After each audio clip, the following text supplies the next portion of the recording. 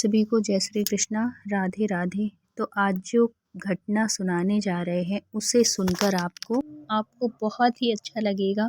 और ये सत्य घटना एक भक्त और भगवान के बीच की होती है कि एक भक्त को भगवान के मतलब हमारे इष्ट के कैसे हमें अनुभूति होती है और कैसे मतलब उनकी बातें हमें समझ में आती हैं। तो ये एक भक्त के अंदर ही पता चल पाता है और भक्त ही ये बात महसूस कर पाता है कि उनको क्या चाहिए, क्या नहीं चाहिए, क्या पसंद है, क्या नहीं पसंद है। ये सारी बातें भक्त को अनुभूति होती हैं और वो इस चीज़ को महसूस करता है। तो ये जो सत्य घटना है ये फरीदाबाद से रचना जी ने शेयर की है। तो रचना जी और उनके लड्डू गोपाल का बहुत ही प्यारा रिश्ता है। वो अपने लड्डू गोपाल को एक सखा के रूप में मानती हैं, मित्र के रूप में मानती हैं और उनसे हर एक बात शेयर करती हैं, चाहे सुख हो, दुख हो, हर एक चीज़ उनकी और उनके लड्डू गोपाल की बहुत अच्छी बॉन्डिंग है। एक दूसरे की ऐसा लगता है कि जैसे एक दूसरे की भाषा समझते हों, एक दूसरे को महसूस करते हों। बहुत ही अच्छी ये रचना जी बताती हैं कि मुझे हर एक बात उनकी समझ में आती है। जब वो खुश होता है तो उसका चेहरा देखते बनता है, जब वो कभी ऐसा मतलब अगर उसके मन का नहीं हुआ तब देखो उसका फेस, मतलब हर एक चीज़ हर एक बात मैं उसकी महसूस कर पाती हूँ और बहुत ही अच्छा रिश्ता है। एक बार की बात बताती हैं कि उनके साथ कुछ ऐसा हुआ कि वो बताती हैं कि मैंने सोचा भी नहीं था कि ऐसा मतलब कि अ, ऐसा भी करेगा ये। ऐसी नटखट लीलाएँ भी होती हैं उनके लड्डू गोपाल की। तो अगर वीडियो अच्छे लगते हैं आप लोगों को तो प्लीज़ लाइक कर दिया करिए और चैनल में न्यू हैं तो प्लीज़ सब्सक्राइब कर लीजिएगा। तो रचना जी बताती हैं कि एक बार क्या हुआ कि मैं मतलब मेरा तो वैसे रूटीन है, जैसे ऑफ़िस गई, ऑफ़िस से घर आई। लेकिन क्या होता है कि कभी-कभी ना मैं जैसे अगर मैं भई वहाँ से ऑफ़िस से आती हूँ, थक जाती हूँ और मैं सीधे उसके पास नहीं जा पाती। तो अगर मैं थोड़ी देर के बाद गई तब देखो उसका फ़ेस, ऐसा लगेगा कि जैसे कितना गुस्सा हो, कितना नाराज़ हो। मतलब मुझे ऐसा फ़ील होता है कि उसे लगता है, मेरे लड्डू गोपाल को लगता है कि मैं जब भी ऑफ़िस से आऊँ और सीधे किसी से बात करूँ या नहीं करूँ, लेकिन मेरे से बात ज़रूर करो तुम। और ऐसे ही नहीं कि तुम ऑफ़िस से आके पहले सबसे बात करो, उसके बाद मेरे से बात करो। मतलब ये चीज़ मैं बहुत महसूस करती हूँ, इसलिए अब तो मेरा नियम है, ऑफ़िस से आऊँगी और सबसे पहले मैं अपने लड्डू गोपाल के पास जाती हूँ। उसके पास 5-10 मिनट बैठूँगी, उससे बातें करूँगी, पूरी ऑफ़िस की बात बताती हूँ, सब कुछ बताती हूँ। फिर कहीं जाके मैं अपने घर के मेंबर्स के पास बैठूँगी, उनसे बातें करूँगी।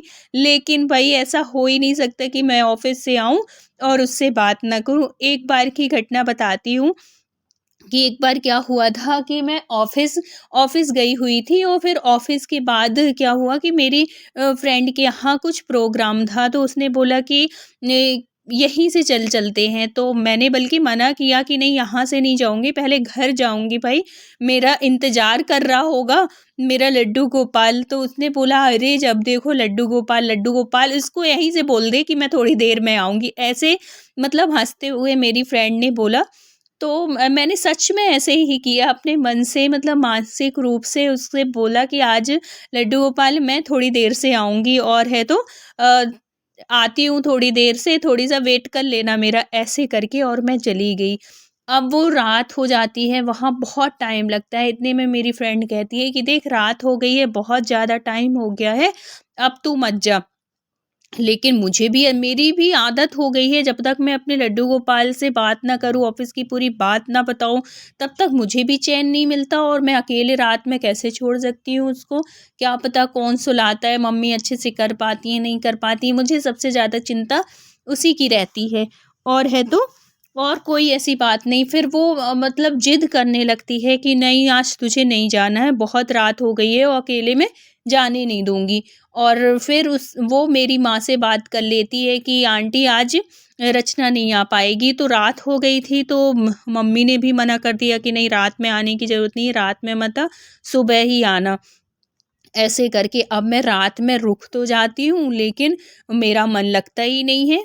और है तो वहाँ पे उसका भी ऐसा मुझे ऐसे अंदर से फ़ील हो रहा था कि जैसे उसको भी अच्छा नहीं लग रहा हो, मेरे लड्डू गोपाल को भी। अब क्या होता है कि रात होती है, ये सो जाती हैं मतलब रात निकल गई समझो। अब सुबह ये जल्दी-जल्दी उठी और है तो कपड़े लेके तो गई नहीं थी, अब सुबह ब्रश करती हैं, नाश्ता करती हैं और निकल पड़ती हैं अपने घर के लिए। अब जब घर आती हैं तब रचना जी कहती हैं तब तो पूछो मत, इतना गुस्सा भाई, इतना गुस्सा, इसकी गुस्सा तो मैंने पहली बार इतनी देखी थी। मतलब मैं घर आई, हाथ पैर धोई, सबसे पहले उसके पास गई, लेकिन ऐसा लग रहा था कि जैसे अपना मतलब मैं सामने ऐसे खड़ी हूँ, उससे बात कर रही हूँ, लेकिन मेरी नज़रों से नज़र ही नहीं मिला रहा था भाई। इतनी ज़्यादा गुस्सा, मतलब हमेशा मैं उसके सामने बात करती हूँ तो ऐसा लगता है जैसे मेरी तरफ देख रहा हो, मेरे से बात कर रहा हो, लेकिन उस दिन की बात तो पूछो मत। ऐसा अंदर से मुझे इतना दुःख लग रहा था, इतना बुरा लग रहा था कि इसे भी अच्छा नहीं लगा आज मैं नहीं थी। फिर थोड़ी देर बात करके और फिर मतलब अभी नहाई तो थी नहीं, तो दूर से ही उससे बातें की, सब कुछ बताई कि वहाँ क्या-क्या हुआ है, लेकिन नाराज़ तो था, मेरी नज़र से नज़र ही नहीं मिला रहा था। अब मैं क्या करती, अब मैं जल्दी गई, नहाई धोई, फिर आई। फिर मैं उसको गोदी में ली और गोदी में लेके जब आधा पौन घंटा उससे बात की, उससे माफ़ी माँगी, उससे बोली कि सॉरी गलती हो गई, मैं तेरे को छोड़ के गई थी और पूरी रात के लिए गई थी, इसके लिए सॉरी, माफ़ कर दे मुझे प्लीज़, प्लीज़ लड्डू गोपाल माफ़ कर दे, प्लीज़ माफ़ कर दे। ऐसे करके मैंने हज़ारों बार उससे माफ़ी माँगी, तब कहीं एक बार अब क्या होता है कि माफ़ी माँगने के बाद भी वो मेरे से बात करने को तैयार नहीं था। ये सब चीज़ ना अनुभूति एक भक्त को होती है, और अगर जो नहीं मानता उसको लगेगा कि ये सब मतलब नौटंकी है और ये है, वो है, ऐसे लड्डू गोपाल ऐसे थोड़ी होता है। तो ये होता है, आप उनके साथ कोई जब रिश्ता बना लेते हैं ना, तो ये अनुभूतियाँ होने लगती हैं, ये अंदर से महसूस होती है ये चीज़, ये भाव वही समझ सकता है जो कि लड्डू गोपाल का भक्त है, उनको किसी रिश्ते में माना हुआ है। और जो किसी रिश्ते में उनको नहीं माना, उनको सिर्फ़ एक मूर्ति, एक प्रतिमा मान के उनकी पूजा करते हैं ना, वो इस भाव को बिल्कुल भी नहीं महसूस कर सकते। और जो किसी भाव के साथ, किसी रिश्ते के साथ जुड़े हुए हैं, वो हर एक बात को उनकी महसूस करते हैं और इस बात को भी वो सच मान रहे होंगे। जैसे कि ये रचना जी बताएँ, ये अनुभूतियाँ होती हैं लड्डू गोपाल की, आप मान लीजिए। फिर क्या होता है कि रचना जी बताती हैं कि वो बैठी रहीं बहुत देर तक, और जब वो उसकी नज़र से नज़र नहीं मिली, तो वो उनकी आँखों में आँसू आ गए। बहुत मतलब रोईं उनको गले से लगा के कि माफ़ कर दे, मैं कितना माफ़ी माँगूँ बता, मैं क्या करूँ? न कि तू मतलब मान जा और गुस्सा मत हो। फिर खूब ऐसे गले लगा के उनसे रोती हैं, सॉरी, सॉरी, सॉरी बहुत बोलती हैं। फिर बाद में एक नज़र, जब वो ऐसे आँसू पोंछ ही रही थी, उनकी नज़र की तरफ देखती हैं, तो उनके चेहरे में ऐसे शरारती मुस्कान थी। फिर उनकी नज़र से नज़र मिली, बोली अच्छा तूने मुझे रुला लिया ना, अब बोलेगा, अब हँसेगा। ऐसे करके फिर वो मान जाते हैं, और फिर बाद में रचना जी जाती हैं, उनके लिए कुछ बना के लाती हैं और फिर उनको भोग लगाती हैं। ऐसे था लड्डू गोपाल और रचना जी का रिश्ता। और एक बार की और बात बताती हैं कि एक बार क्या हुआ था कि ये ऑफ़िस गई थी, ऑफ़िस मतलब इनकी जॉब है। ये दोपहर का जो, हाँ, मतलब दोपहर का जो खाना-पीना है ना, वो इनकी मम्मी करती हैं, और ये शाम को जैसे सुबह नहा धो के जाती हैं, तब इनका भोग लगा के जाती हैं। जो भी नाश्ता करती हैं, वो लड्डू को बिना लहसुन प्याज का इनके घर में भोजन बनता है, वही उनको भोग लगेगा, वही सब प्रसाद पाते हैं। तो सुबह का ये नाश्ता बनाती हैं, इनको भोग लगाती हैं, खुद खाती हैं, ऑफ़िस चली जाती हैं, और दोपहर का इनकी मम्मी कर देती हैं, और फिर जब शाम को आती हैं, तो फिर रचना जी करती हैं। एक दिन क्या होता है कि ये कुछ दिन पहले लड्डू गोपाल से बोली हुई थी किसी बात के ऊपर कि मैं तुमको खीर बनाऊंगी, और फिर खीर बना तो दूंगी, लेकिन टाइम ही नहीं मिल पा रहा था। जल्दी जल्दी सुबह ऑफिस चली जाती थी और शाम को आती थी, लेट हो गई, तो हो गया थकान की वजह से बना नहीं पाती थी। अब कुछ दिन तो लड्डू गोपाल ने इंतज़ार किया कि इसने बोला था कि मुझे खीर का भोग लगाएगी, अभी तक खीर नहीं बनी। अब ये शाम को जब भोग लगाती हैं, लेके जाती है उनके पास, मतलब खीर नहीं थी, जो भी माँ ने बनाया होगा उस चीज़ का भोग लगाई।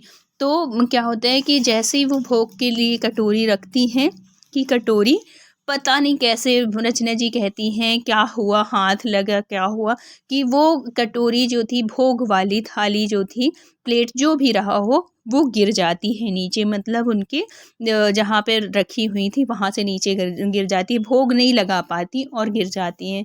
अब उनको लगता है पता नहीं क्यों गिर गई, कोई नहीं, इस बार समझ ली कि चलो धक्का लगा होगा, कुछ हुआ।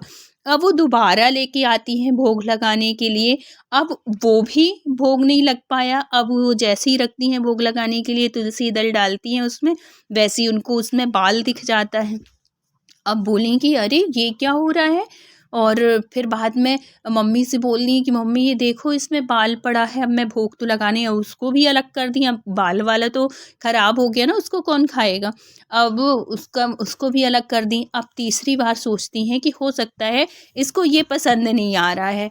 अब वो कहती हैं कि भाई खाएगा क्या, क्या लगाऊं भोग, अब तो दोनों बार का गिरा दिया। तो वो सोचती हैं कि कुछ और लगा दूं, तो वो जल्दी से कुछ हलवा बनाती हैं और उसका भोग लगाने के लिए लेके आती हैं। रचना जी कहती हैं आप यकीन नहीं मानेंगी, वो तीसरी बार के वो भोग की प्लेट थी जो कि मैं उनके पास लेके जा रही थी, उसमें उसकी गिलास का पूरा पानी लुढ़क जाता है। मतलब वो भोग लगाने को तैयार ही नहीं रहता है कि मुझे ये चीज़, फिर एकदम से मैं उनके पास ऐसे बैठ जाती हूँ कि आज तुमको खाना क्या है, भोग क्यों नहीं लगा रहे हो, और मुझे गुस्सा आती है और मैं कहती हूँ कि नहीं लगाना है अब मुझे भोग, अब मैं क्या लगाऊँ, 3-3 बार से लगा रही हूँ और मैं भी थक चुकी, मुझे नहीं लगाना। एकदम से ऐसे जब मैं बैठी रहती हूँ ऐसे सिर में हाथ रख के कि क्या हो रहा है, भोग क्यों नहीं लगा रहा है, फिर मुझे एकदम से ऐसा एहसास होता है, मुझे ध्यान आ जाता है कि अरे मैंने तो इससे इतने दिन से बोली हुई थी कि मैं खीर बनाऊंगी और खीर नहीं बना पा रही, कहीं हलवा बना रही हूँ, कहीं कुछ बना रही हूँ, इस वजह से ये भोग नहीं मतलब स्वीकार कर रहा। फिर बाद में वो उनकी तरफ देखती हैं कि अच्छा तुमको खीर खाना था इसलिए नहीं लगवा रहे हो ये भोग, और है तो जाती हैं रचना जी और किचन में फिर थोड़ी सी ही बनाती हैं लड्डू गोपाल के लिए ही, और जल्दी से खीर बना के लाती हैं। अच्छी स्वादिष्ट खीर बनती है और फिर उसका भोग लगाती हैं, और उस प्लेट का मतलब उस जो जिसमें खीर लेके आई थी कुछ भी नहीं होता, आराम से भोग लगता है। हमारे लड्डू गोपाल, रचना जी के लड्डू गोपाल ग्रहण करते हैं, और उनके चेहरे में जो हँसी थी ना पूछो मत, इतने खुश होके। तो फिर रचना जी कहती हैं कि ऐसे चमत्कार करते हैं और ऐसी कृपा करते हैं, ऐसी अनुभूति कराते हैं लड्डू गोपाल, लेकिन उसके लिए आपको रिश्ता जोड़ना बहुत ज़रूरी है। जब तक आप उनके साथ किसी रिश्ते में नहीं बंधेंगे ना, तब तक वो ऐसी अनुभूति कराते भी नहीं हैं। और हर किसी के साथ लड्डू गोपाल की कुछ ना कुछ अनुभूतियाँ होती हैं, तो लड्डू गोपाल के साथ ज़रूर कोई रिश्ता बनाइए। तो अगर वीडियो अच्छा लगा हो तो please like, share and subscribe करिएगा। मिलते हैं किसी नेक्स्ट सत्य घटना के साथ, जब तक अपना ख्याल रखिए, अपनों का ख्याल रखिए। Thank you so much full watch करने के लिए। राधे राधे।